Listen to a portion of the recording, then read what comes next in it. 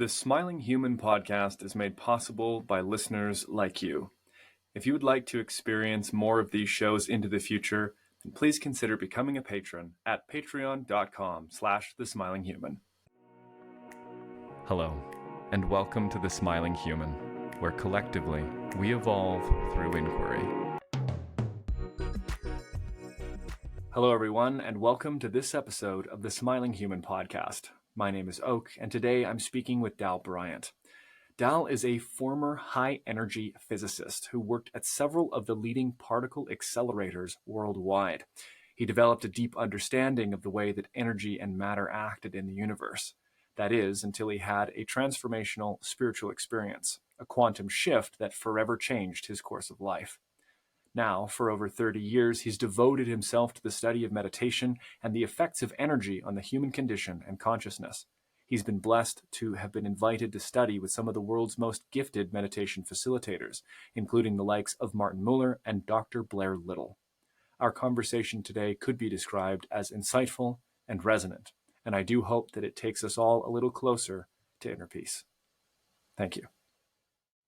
Beautiful. Well, Dal, thank you so much for being here with me today. I'm very much looking forward to exploring some mutually interesting and valuable content together. Me too, thanks. Yeah, I'm looking forward to this. Excellent. And so I'll start the show with a question that I ask every guest.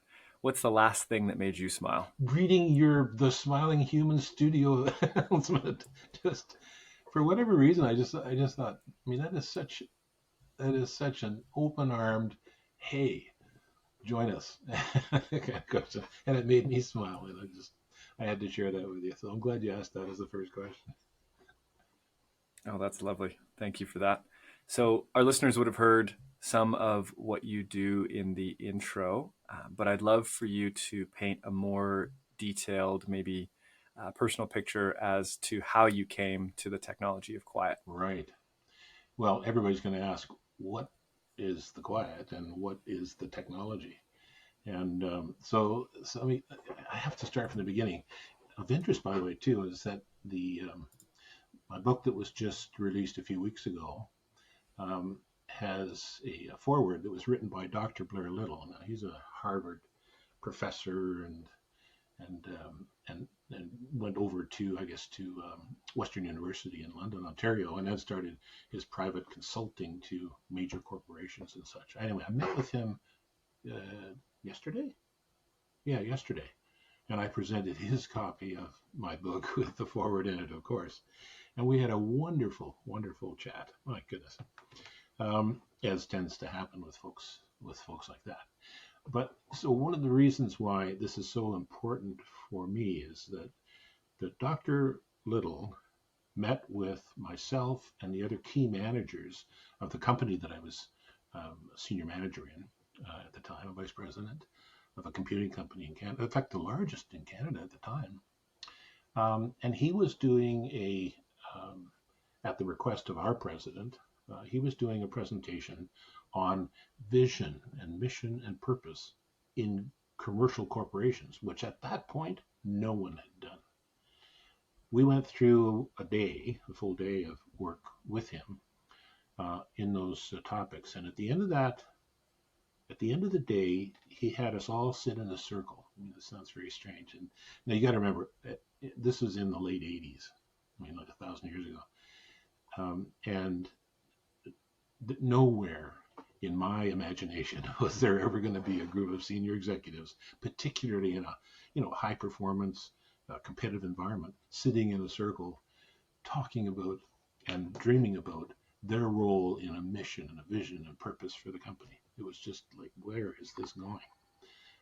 But anyway, it all fit very nicely. And he did that exercise to end it all. We all sat in a circle, and he said he was going to play a piece of music. And what he wanted us to imagine as he spoke, that he would describe us grounding ourselves. We're all seated in chairs, uncomfortable chairs, but they were chairs nonetheless. Ground our feet, and he said then pull up on sort of imagine a magnet just 6 inches above the top of your head. Pull up on that magnet. Your feet are grounded. Now be with the outflow from your heart. once again, imagine a bunch of senior executives doing this. It was just hilarity. It made me smile. But anyway, so he did that, and during that quiet immersion, if you will, a little exercise, I I don't know what happened to me. Now, prior to this, and working in computers and that kind of stuff, I was at Brookhaven National Labs and the NASA labs in Virginia and a number of other very sort of top drawer high energy physics research establishments. And so to be in a position where you're having these amazing immersion effects, if you will, which was really to live a bright center of the connection of each of the people who happened to be there, like the hub of a wheel. It was glowing. It was like, what the heck? Nowhere in the science and the education process I dealt with talked about that, and certainly nowhere in high energy physics talked about that. So so that's the ending of the meeting, and Dr. Little says, "Thank you very much. Wonderful day." And he'll send us some notes as follow-up. Anyway, as typical of high performing type folks, everybody jumped up and scattered to the pub, but I was frozen. I could not move. What is that? I had to know. And I sat there for a few minutes and then walked up to him and asked. Well, I was about to ask, what was that?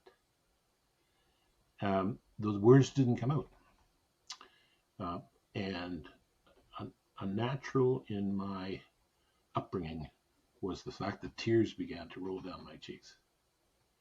I was stunned. I wouldn't say humiliated. I was just in this love and joy, as I came to kind of understand it later, of what had emerged from that exercise. And I resolved at that moment that as a scientist, I'm going to find out. So this is about the physiology, the psychology, all the possibilities that would have produced something like that. I was going to go and research, and I did. Surprisingly, however, a few days later, Dr. Little phoned me up and said, "Dal, yes, it's Dr. Blair Little here.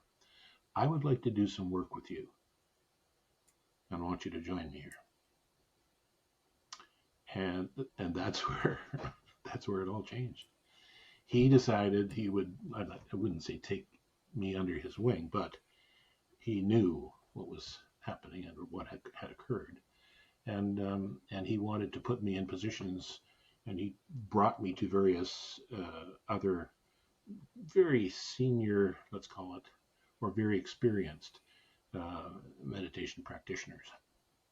And I essentially studied there under their tutelage for quite some time. I would say, maybe 10 years. I still worked in the commercial establishment, but I had this other sort of attachment to what I was doing.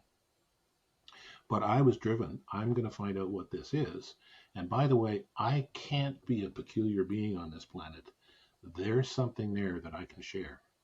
And if that's what it produced for me, I'm going to do that. So I started teaching other students who sort of responded to my points of view, and I was doing that training. So the teacher and the student are all rolled in there, and as I continued to do that, it occurred more and more to me to respond to the people who said, "Dal, you've got to tell us in a book. You've got to write a book about what you're doing. We need to know. We want to share that." Now, it took me a long, long time to get around to that, and I'm thinking, I don't know how many years went by as I stood doing presentations to say 10 or 20 people, up to a few hundred at the time. And I thought, I really got to do this. So then I decided to retire. I've never worked harder in my life doing this book, and with the purpose of sharing my learnings over that period of time. This is what happens when one gets to a place of quiet. And we are built, as I discovered, we're all built in a very similar way. And we have certain responses in a very similar way, depending on our sensitivities. So let's explore that. Let's use the latest scientific learning techniques as developed by Dr. Laurie Santos in Yale, and called deliberate practice. We'll follow that kind of regime, which I can explain some other time. But basically, it's a deliberate practice, gets you into a place where here's the exercise, and you make notes following that, you do some analysis on that, and then you repeat it. And what you find as you do that a few times is things are getting much more finely tuned, and you're emerging with a greater sensitivity and understanding about the quiet. Now, when you look around in the quiet, you find out it's you. So what emerges here is your definition by the work that you do, your definition as you uncover, let's say, who you really are. And that's been that mankind has been chasing that for millennia. And here you go. And by the way, that's what I saw in your stuff. As you begin to work with people and they begin to discover, they discover it on their own. That's the only way they can really, well, I call it knowing. You get to an experience, but that's not knowing. You have to do that and really understand it to get to a knowing, and then it's yours. And in every one of those events, you discover that it's really you. So, this persona, this thing that we have here is the part that the world sees, and that's not you, or me in this case. Underneath all that bravado and all that, pomp and circumstance and everything else is the real you. And that's what you can walk through the world in and share with others. And that is the most powerful thing you can do in life. So I finally wrote my book. Well, we're glad you did. And I'm glad you're here with me and I can share it. That's amazing. Yeah. Absolutely. So what it sounds like, Dal, is that there was a quality to the experience that you had in your first session or encounter with Dr. Little that was perhaps beyond the bounds of what was conceived to be possible, such that your whole being, it sounds like, was activated in curiosity to discover the other side of what is possible. It's like, we catch a glimpse of something through an experience, almost like looking through a window. And with these really potent experiences, like the one that you're speaking to, it's like seeing a new color, one that we haven't seen before. And you're like, okay, hold on a minute. We're just going to go to that window for a minute and spend some time. And so you mentioned that a part of what followed from that experience was exploring time in the tutelage of different meditation teachers. And I want to maybe touch on this point, because in our previous conversation, we spoke about meditation and the word meditation and the connotations that are present in popular culture and how that diverges meaningfully from the work that you've experienced and also that you bring forward in the world. Could you tell us a little bit about how the technology of quiet, or this quiet that we can step into through the work that you've discovered, diverges from meditation? Just before I do, you used the word curiosity. My sort of guiding principle here is that students certainly need to maintain this curiosity about themselves, about life, whatever, because it's in there, it's behind that is the action that enables you to see what you're really curious about. So the word is just curiosity, but no, there's something going on. The question is what? And so as I looked at how this sort of needed to be presented so that people could listen and learn. Now where was this done? Calgary. So this is a whole pile of engineers and technical people, which is why I use the word technology. Because if I came in and started talking to a company about meditation, they'd throw me off a tall building or something. I have no idea, but it just didn't fly. But the idea of explaining this as the technology of the quiet, that developed a bit of curiosity for people. So technology, okay, quiet, okay, well, yeah, that's right. So they endured, and that's kind of where it brought. As long as they have that curiosity, let's go. Because what, as it turns out, and as I think your folks have, people that you work with too, realize that there's something undefinable initially about what's happening. Whether you do meditation or talk about meditation, I refuse to use that word if I can avoid it, because it's not about the meditation. It's about what produces a quiet that is a sort of physical, mental, and emotional static-free environment. And when there's quote nothing, like no thing going on, boy oh boy, all of a sudden all sorts of things begin to emerge which would otherwise be in the noise, a noisy mind, what do they call it, a monkey mind or something like that. So people who are emotionally triggered so often, emotions, whew, I mean, they're fine in the jungle, but we don't really need them now the same way, except in traffic sometimes. But here's a whole learning process and a learning experience for people that is about getting to know things. So it's a bit more curiosity for them. But then when they're doing this more frequently, they begin to get a very distinct, there's something going on here. And that's where the breakthrough begins. If they can stand there in curiosity and inquire, if you will, what's behind that, or what's more to this, then that's when they're going to sort of step through the door. I have a story about that. But so step through that door to discover a completely new landscape. I had a student. He was a guy. He ran an engineering company, and he was in one of my sessions, my Wednesday night sessions that I held, and I was doing an exercise so that people could sort of get to that place of the quiet, and then imagine a door in front of them. Go to the door, open the door, and step through. So you encourage them to actually do the exercise that would produce the effect. So we got the quiet, and everybody's fine, and then after the quiet, people had done their thing. I asked him, "So how did you do?" He said, "Well, I went to the door, and I opened the door, and I went to step through, and I couldn't do it because it was a Dutch door, so it had the lower half still there." And I went, I guess it's fun in that sort of quiet space too. So that was kind of interesting. Anyway, so we went and we redid, and I invited him. Okay, the group's going to support you. Everything's cool. Let's do that again. This time, let's open the bottom of the door too. And he did. So here's another sort of senior executive. He steps through. He shared afterwards that he stepped through the door, and it was a world of difference. And he broke into tears, and he just said, "Whatever this is living.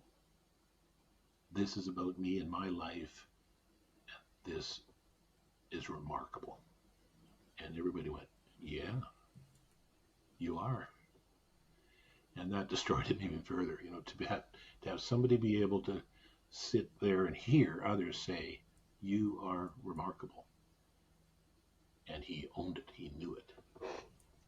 So those are the kinds of experiences rather, that have really continued to sort of say, "Dude, put this stuff into a book. Let people understand that they are good enough already, and they can step into who they really are." And from there, that's an invitation to everyone to do that with them. Go for it, everybody. What I'm gleaning is that there's a really big, or I would say a potent piece that you mentioned when you talked about no thing, because no thingness is one of the translations that comes forward out of the Buddhist Yeah. sutras, right? Some might call it emptiness or shunyata. There's a absence of suchness. And it really is at the edge of where language works well. But it's important to note that this thingness is also present in our English conception of the world. Like English is a noun-based language. Okay, It's a yeah, naming-based language. And so when we are speaking to things like meditation or these practices that can take us into deeper realms of awareness, or even the things that we might discover inside these deeper realms of awareness, we're necessarily thinging yeah, them. And it's a particularly interesting concept because what caught me, and you can tell me if this resonates with you or not, is that the differentiation that I'm picking up on from your share, Dal, is that the technology of quiet is focused less on the thingness of the structure and more about that which is experienced when that structure is heated, absolutely. perhaps. Whereas a lot of times we think about meditation, particularly people who are new to meditation, and I encounter this with my clients and my students as well. It's like, well, I just need to sit still, or I just need to chant, or it's like, well, okay, yeah, that's a part of it, but that's not the end goal. It's like looking at a ladder and thinking that it's the top of the building. It's like, no, Yeah, like we're conflating the mechanism of arrival with the actual destination. Not that every meditation practice has a destination, but to use a loose sure. metaphor. So that was something that I really took out of this. And also I was having this deep resonance when I was listening to you speak, Dal, about the word is like blooming, or this sort of bubbling up, this effervescent awakening from the depths that comes in. And you use the words, what's behind, or what's more Yeah, to this, what's yeah, underneath. And these questions can be so powerful in this kind of meditative quiet space, because I believe that, well, obviously, the motto of the show is evolving together through inquiry. The power of yeah. questions is No, is that's a good not point. Sure. lost on me. But I believe wholeheartedly that there's a deep evocative power to inquiry, particularly when it's applied within. And that ties back to your point in curiosity, right? It's like, if I believe I don't know and I approach the edge of my knowing with this curiosity and question, it draws Hmm. forward from the depths of our being something new, like the other side of the door, Hmm. perhaps. Those are such important distinctions.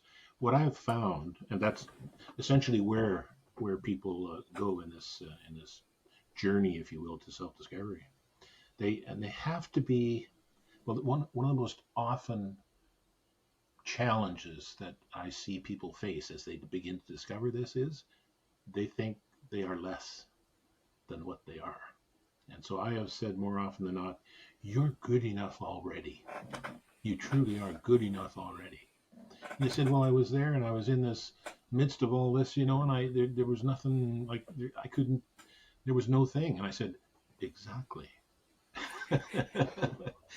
We don't have words for what's there. We don't have images often for what's there.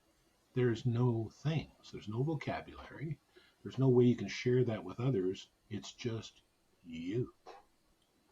And that stops the clock right there for everybody. And you're okay. And you're good enough already.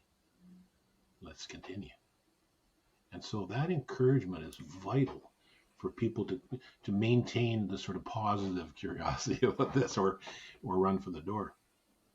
And although I've never had somebody do that, it's the fear that leaps out can be palpable. Hmm. And yet, I think that fear really, in my experience anyways, or what's being drawn forward when I'm listening to you, is that fear is a result of the finite, limited self coming into contact with the whole, it's a or good the fullness of that's our a good way, essence. because we can't see it. It's broader than our ability to contemplate. And as I say, there's no words there for it. There's no actions you can take. There's nothing that you can do that is comprehensible. And by the way, when you get back into the group, you can't share it. It's just life. They don't know that yet, but Mhm. that's humanity. That's all of us. and it's okay. That's a big, I liked big, how you mentioned it as oh living, yeah. because that takes us to the differentiation again between this noun and this verb. I feel like although there is a very strong ineffable quality to these types of experiences, being that you and I are both in positions of Mm-hmm. facilitation, it behooves us to do our best to find words that can support this Well, particular when you journey. find it, let me know, And please. yeah, I do my best. Poetry certainly Okay. helps, and being able to work between the realms. Like, I think one of the hangups that I've noticed, and it sounds like this might be something you've encountered as well, you can let me know, is that when people are approaching these types of practices from a very rational, metacognitive, linear mentality, that's where they're trying to go A plus B equals C. Why can't I get to C? And they're hung up on the idea of the ladder being the roof, because they're grasping at the thingness, which is what our metacognition does. It's what our prefrontal cortex is Right. great at. But this essence of wholeness, I start to find myself quite curious about the Yeah. neurophysiology of it. That I I know that our brain shifts in resonant states when we get into these places of quiet, when we get into these deeper contemplative states. And what I mean by a resonant state for listeners is that obviously we have two hemispheres and we have different levels of activity in different lobes across these Yep. hemispheres. But in entering into a meditative state or a trance like state or a deep connection with our whole essence, our whole brain starts to hum at one regular Yep. pace. And even more so, this is the most beautiful thing, is that our heart can also get in on that.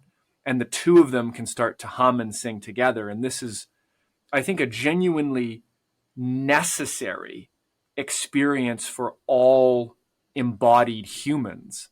Because as much as we are chasing and thinking and building and doing and accomplishing, in order to connect in with the root of our living, our livingness or life itself, there is this necessity for a whole body harmony.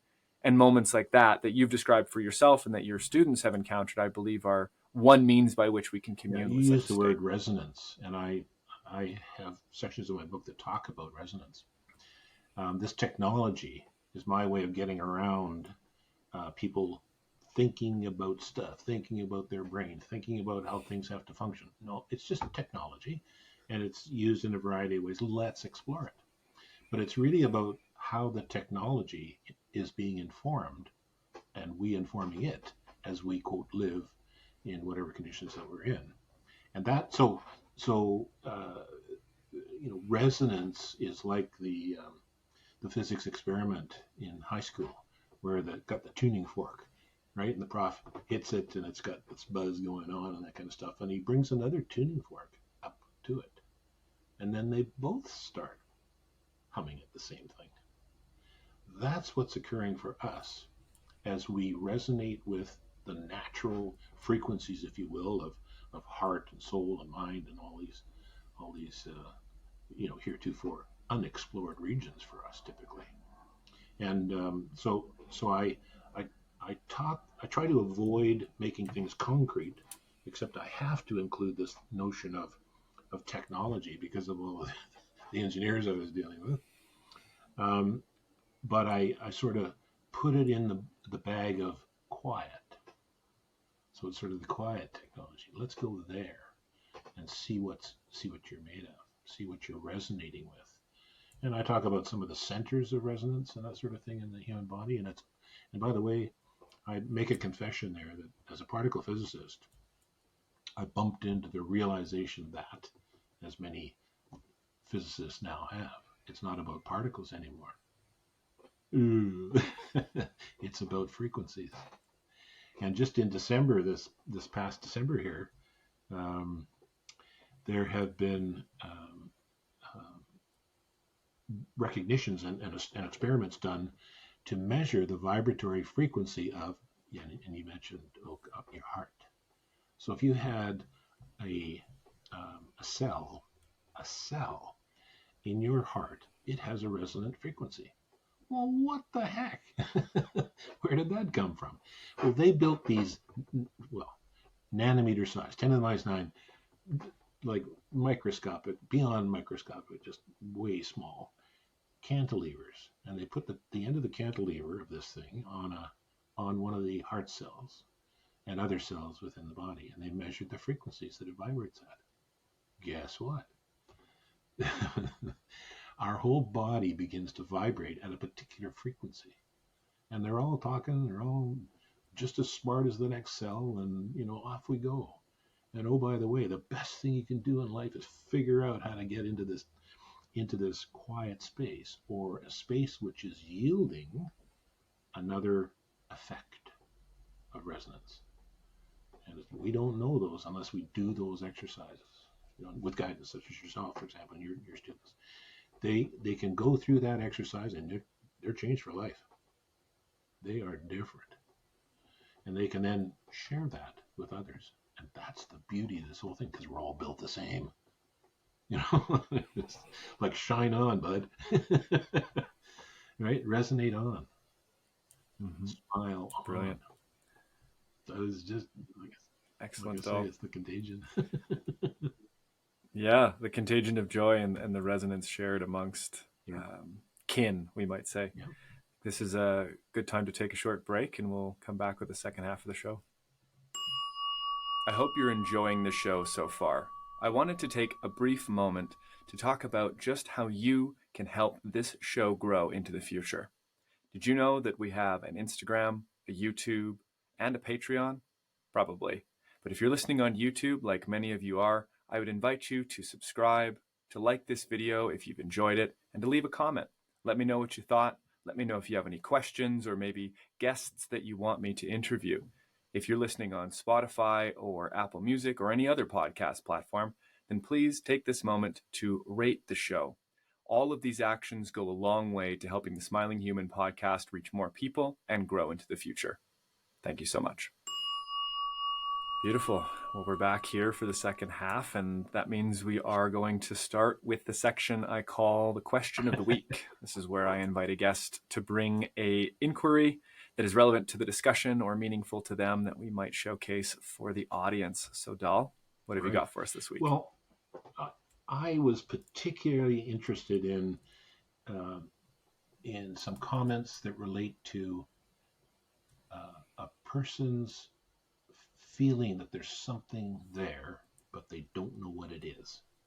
It's this untouched unknowing that sometimes prevails. People are curious. They want to pursue getting a definition for that, but they have no idea what to do, what to pursue, what this thing could be, and whether or not they should be afraid of it or smile at it. And that's, and I know with your students, I'm sure you've got that same thing going on, which is their sensitivity is being increased, their awareness is following suit, and then all of a sudden there's this something else. What is that?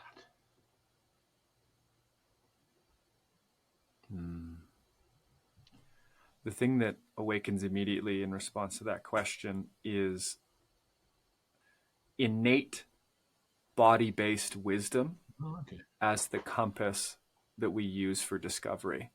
And so there's a concept, at least in some realms of psychology, where there's a filter between our conscious and cognitive mind and the subconscious or maybe obfuscated elements of our being. So do we adjust the volumes on that for all sorts of reasons, or?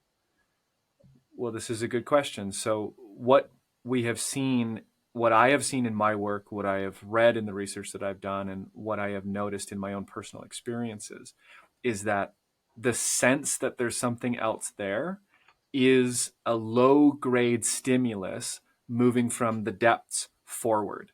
We're starting to get little blips and little blinks of information coming from this deeper sense of self, coming from this deeper body-based place that our present cognition is trying to go, okay, like, where is it? Is it under the bed? Is it in the room? Where is it? But it's a deeper sense. And so these practices that you're talking about that can elicit such states I think they do so, and also, let me put it this way, they interact with these types of experiences in two ways, as far as I can see it. The first is they are elicitous. They are facilitating these types of experiences because, just like you mentioned in the first half, when we bring our conscious focus into an inner realm of quiet, of no thingness or static free Okay. space, then the messages that are already present and attempting to make their way into our cognitive space, into our conscious space, can be heard with greater Right. clarity. So they facilitate Yep. in that way. And in the second way, they elicit it in that way. In the second way, they are the means by which we can broaden the apertures of perception between those two spaces. That is to say, at least in my estimation, you can tell me what you think of this, is that we withdraw when we meditate. I put that in quotes for the people listening. When we contemplate or when we come into these still spaces, we're withdrawing into a subtler and subtler form of presence, form of awareness, or state of being. And this subtlety is almost like a narrowing passage, right? We have this very, very broad passage for all of our sense stimulation. What's going on in the body? What's going on in the emotions? What's going on in my life? And it gets narrower and narrower and narrower and narrower until we're sitting at this fundamental premise of our own existence. And this narrow pathway, the longer we dwell there in focus and with breath, broadens.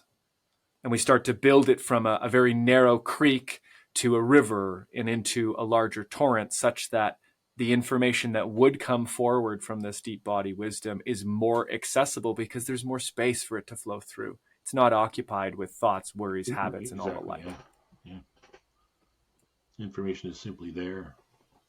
What I, what I, my experience with students and how I like to uh, challenge them is imagine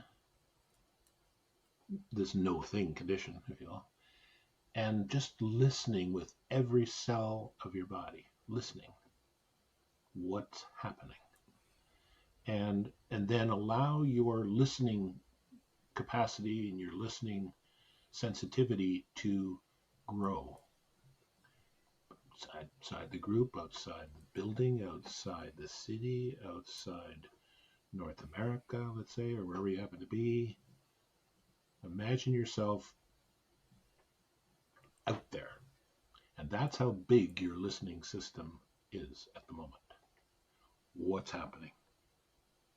And that invitation invites the student, listener, whatever, to not think of themselves, but think of the space. And that's the key ingredient here is, and that's partly why I talk about the quiet.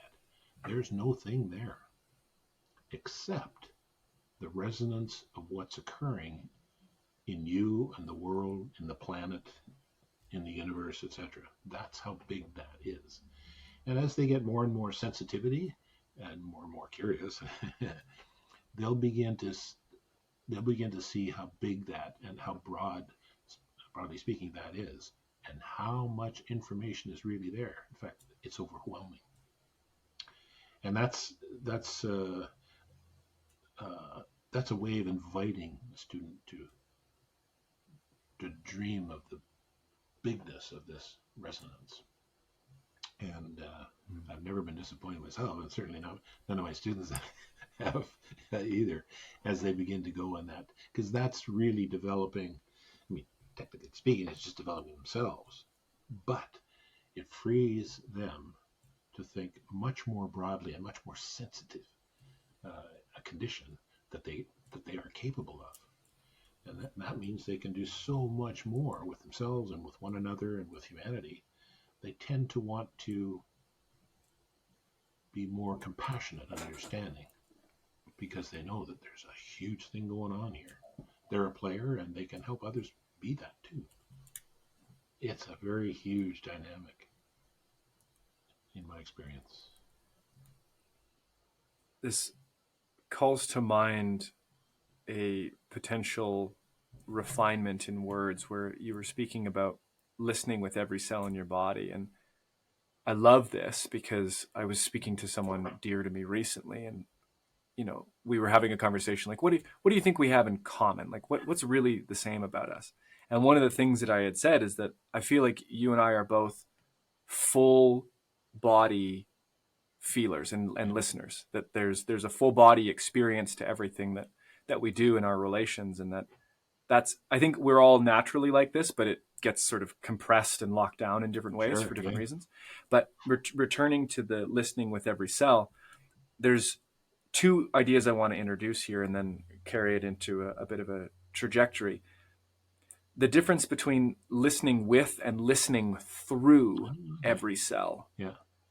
I'm not sure that they're different, but it's just another way of thinking about it, that our body, our cells are an instrument of receptivity, an instrument of sensitivity, that when we are encouraged to detect and to engage and relate with the external sensory world, we can listen through all of our cells because they're all tied into this nervous system. They're all resonant and they all have a capacity to process information in one way or another.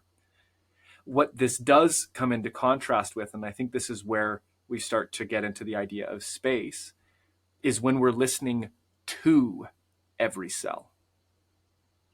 And I think that that's a really interesting, I find it interesting to contemplate the idea of listening to all of my cells, because that, for me, instantiates the spaciousness of this embodied conscious That's a nice way to experience. look at it. Yeah. That there is a voice to my heart, there is a voice to my lungs, there's a voice to my spleen and my liver and my kidneys and my bones. They all have something to say in terms of, if we think saying is relaying information to our central processing unit, i.e. the brain, to be decoded and crafted into some sort of meaningful sentiment. And so just, yeah, playing with the idea of listening through versus listening to, and that when we withdraw, we're actually listening to a deeper resonance rather than through when we're perceiving. And what I wanted to bridge off of this is the notion of listening as containing an inherent receptivity, and that this receptivity is the means by which we broaden that Yep. doorway that we've Yep. spoken to, of tuning into the quiet. It's about going, okay, look, I could seat my focus in the mind, the things of thought and the generative Mm-hmm. imaginings. Fine, that's great. I play in that realm. Sure. My realm is philosophy. I Yeah. It's understand fun. it.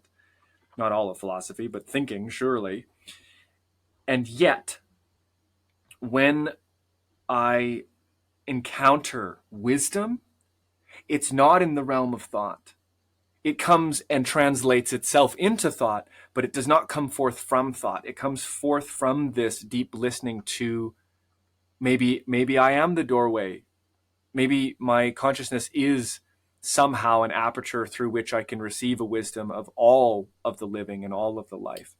And that's a really powerful piece where we shift out of the mental and the conceptual and into the perceptive. And I think that that's a key piece, a key step for this quiet, if I've Yeah. understood. I love this conversation. The the the request I have of students is to allow for every cell in their body to be part of the information provision for a decision to be made, etc. Now, I don't want them to make that go to their head and that they have to think something through. Not at all. In fact, it's instantaneous. It just is there. There's no interruption. You don't have to manage anything. Go to a whiteboard anyway.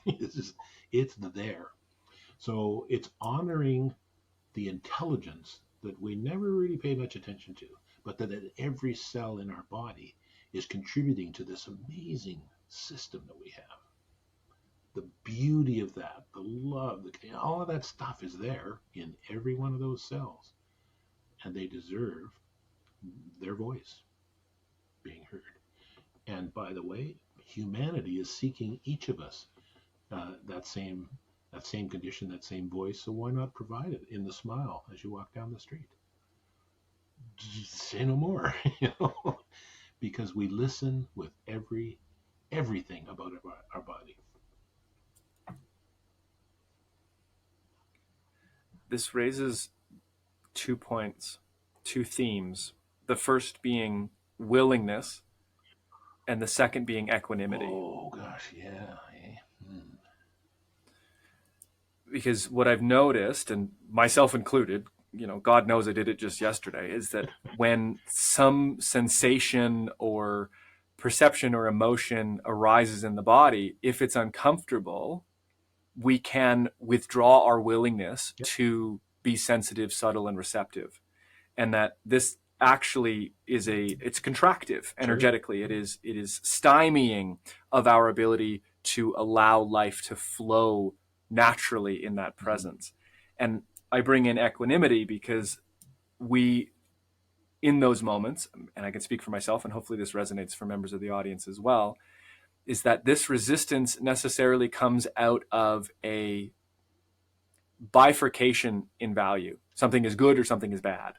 And we are not equanimous. We are setting something up as preferable because it's pleasant or because it's interesting or pleasurable or what have you, or it's contractive because it's uncomfortable and dense and maybe I'm embarrassed about showing it or what have you. It is a linguistic and cognitive habit. It is something that is rooted in and expressible by language, and therefore it's capable of being untangled, which is really helpful. And the mechanism of untangling it is a willingness to feel presently whatever is arising without trying to change or get rid of it. So is that the objectivity you talk about? In other words, some condition prevails, you can react or respond. And in my work, it's about you react like you're swinging from a tree or something like that. That's where that comes from. To respond means there's an opportunity for you to be objective about the occurrence or the event or the feeling or the whatever, and be able to love it, embrace it, reject it, whatever that is, without messing up the rest of your being, so to speak, because you're simply responding, not worried about all the other stuff. Mm-hmm. And persona's not jumping in, mind isn't overflowing with possibilities. It's just simply be in the condition. Mm. And that's so I encourage students to go in that direction, as opposed to what is normally a bun fight or something like that over whatever the condition may be, or what's going on, these Ken and Karen scenarios, where you got people driving their cars into one another because they didn't like what happens. I mean, that's a response. Mm-hmm. That's a reaction as opposed to a response. We need to be in our state of response ability. Mm-hmm. Agreed. The one piece I would address is that I don't use the word objective quite frequently, because what I've noticed is that in taking up that word, it can sometimes create a third entity of referential authority. It's like, well, I was being objective, as though that's a thing that we can be as embodied subjective humans. Yeah, like, not really. Pardon me. But what is the case is one of the pieces I would say that I do use when we're talking about that essence that allows us to move from reactivity to responsiveness is spaciousness and regulation. What does that mean in your... Great. So spaciousness is one of these experiences that can be known or felt, and it is those moments where I'll tell you what facilitates it. Instead of believing that it is I, me, or mine, we treat it as something that is seen, sensed, and witnessed. Oh, that's a good way to put it. So it's to say, I could say to you, Dal, I am pissed. You hit my car. You're this, you're that, whatever, yeah. Right? We could be the best of friends, but I might unload. Or rather than the I, me, mine, I can still speak from a place of subjectivity, but with a greater degree of accountability and a reduced degree of identification. which is to say, Dal, I am noticing an intense anger arising in me right now in the pit of my stomach, and my thoughts are whirling, and I'm having images of running you over. And I just want you to know I can't talk to you right now because I'm in a state, and I'm aware that this is going to compromise my ability to be nice and kind to you right now. And so what happens is that when we speak about it as something that is sensed, we are identifying it more accurately. And I say it, that is the emotion or the thought or the belief, because it's a content of your awareness. It isn't yourself. And distinguishing those two is necessarily an experience of spaciousness, because now myself is still selfing, still perceiving, and it's over here, this thing that I'm feeling, thinking, or believing. And the last piece I'd add to it is the idea of regulation as a mechanism of fortifying our response ability, that is, our ability to respond. This is to say that we have a brilliant capacity. This harkens back to the resonance that we've spoken to before, to harmonize our body, to harmonize our mind, to bring ourselves down out of an upregulated and fearful triggered state. And the more we learn to rest in quiet, the more we practice mentally disidentifying with the contents of our awareness, the easier it becomes to maintain or to re-regulate such that we can respond rather than react to a perceived threat. That's lovely. Package that and sell it. You can find me at thesmilinghuman.com. To me, that's so. I would have categorized that as, rather than being reactive, you're being objective about it, being able to analyze it from a perspective that's not going to be adding emotional content or, including anger, for example, all those sorts of things. But I know that takes skill and practice, diligence, awareness, and all those things. And you can't read that in anybody else's book, but probably yours and mine. And that is so important. I mean, that message has to get out every day. And that people are okay. It's okay to be recognizing anger, but not to be acting it. That's the distinction here. So that takes a maturity that humanity needs to grow into, I think, a bit more. Well, and a lot of it's developmental, and this might be a bit of a tangent or a conversation for another day, but recognizing that the innate capacity to self-regulate is directly shaped by whether or not our needs as infants were met sufficiently. I hadn't even thought of that. That was sort of where to. Okay. Yeah. It's hugely transformative when the needs of an infant go unmet, particularly we could say in the in-arms phase or in these different phases that come after 18 months, that translates into a fundamental sense of either okayness or something is wrongness in the nervous system. And people can exist. I know a lovely woman, I won't name her by name because I don't want to call her out here, but when she was born, she had an enlarged amygdala. And so she was constantly, as a child, in a sense of fight or flight, and she still lives in this as her innate physiology. And I mean, she's done immense work, and she's a beautiful soul inside and out, and has recovered and healed through this. But that's just an indication that whatever we're set with is essentially, it's the work that we're given, and recognizing that everyone has been given a different depth and density of work is one means by which I've found to develop greater compassion. Maybe it is harder for you. Maybe your body doesn't have the skills to do this. Obviously, we are more similar than we are different, but can we find a level of grace between one another, recognizing that maybe it is easier and more within my grasp to respond versus react? And if that's the case, what can I do for the person in front of me, if reasonable and sustainable and safe, to support them in coming into a state of regulation through this beautiful resonance that we can cultivate?